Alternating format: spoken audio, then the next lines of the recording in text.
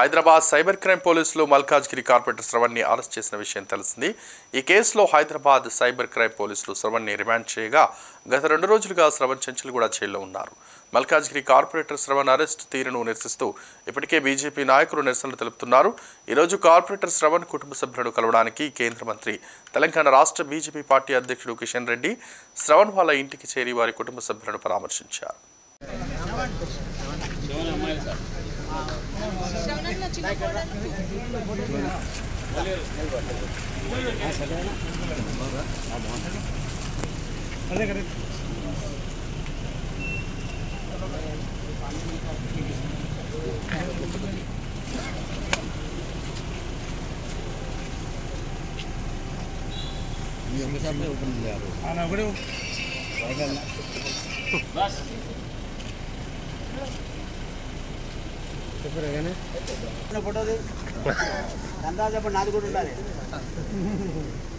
అన్నా ఒక్క నిమిషం కాల్ చేస్తా, 1 సెకండ్ కాల్ చేస్తాను జస్ట్